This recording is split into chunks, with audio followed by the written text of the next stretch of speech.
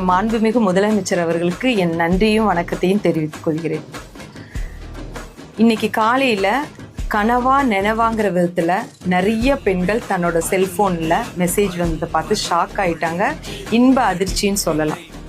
ஏன்னா எங்க தலைவரை பொறுத்தளவு சொன்னதையும் செய்வார், சொல்லாததையும் செய்வாங்கிறது இந்த ஒரு உதாரணம் போதும். ஏன்னா இந்த விஷயம் யாருக்குமே தெரியாது மெசேஜ் வர வரைக்கும்.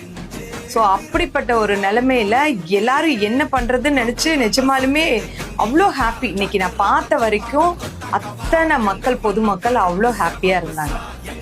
ஸோ உண்மையே சொல்ல போனா பட்ஜெட் போட்டு குடும்பம் நடத்துற நிறைய பெண்களுக்கு இது எவ்வளோ முக்கியம்னு நம்ம எல்லாருமே உணர முடியுது. இது எப்படின்னா, மற்ற எதிர்கட்சிங்க எலெக்ஷனோட டேட் டிக்ளேர் பண்ணிட்டா அந்த 3 மாசம் கொடுக்க முடியாது அப்படிங்கிற விதத்துல என்னென்ன பொருளையை கிளப்பணுங்கிறதுக்காக எல்லாம் வெயிட் பண்ணிட்டு இருந்தாங்க. ஆனா எங்க தலைவருங்கிறத கரெக்டா நிரூபிச்சிட்டாரு. இதுதான் உண்மை. யாருமே எதிர்பார்க்கல. பட் ரொம்ப ஹாப்பியான ஒரு மூமெண்ட்டு இது. அந்த குடும்பத்துக்கு தான் போய் கேட்டா தெரியும். ஏன்னா காலையிலிருந்து எனக்கு வந்த ஃபோனுக்கு எனக்கு அவ்வளோ தேங்க்ஸ் சொன்னாங்க. எனக்கு அது பெரிய ஒரு கிஃப்ட் மாதிரி இருந்தது. எங்க தலைவர் செஞ்சதுக்கு அத்தனை பேர், அக்கா பரவாயில்லங்கக்கா எனக்கு வந்துருச்சுக்கா, ஒருத்தங்கன்னா எங்க அம்மாவுக்கு வந்திருக்கு, என் ஒய்ஃபுக்கு வந்திருக்கு. நிச்சயம் உங்க ஒவ்வொரு குடும்பத்துக்கும் இந்த பணம் பயனுள்ளதாக தான் இருக்கும்.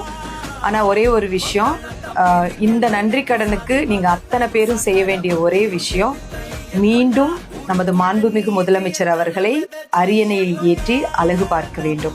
அது மட்டுமல்ல, மகளிர் உரிமை தொகையை 1000 2000 பண்ணியிருக்காங்க. இது உங்களுக்கு எவ்வளோ யூஸ்ஃபுல்லான விஷயம்னு உங்களுக்கு தெரியும்.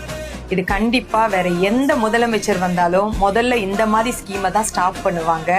ஏன்னா கண்டிப்பா இதை கொண்டு வரவும் முடியாது, அவங்களால செயல்படுத்தவும் முடியாது.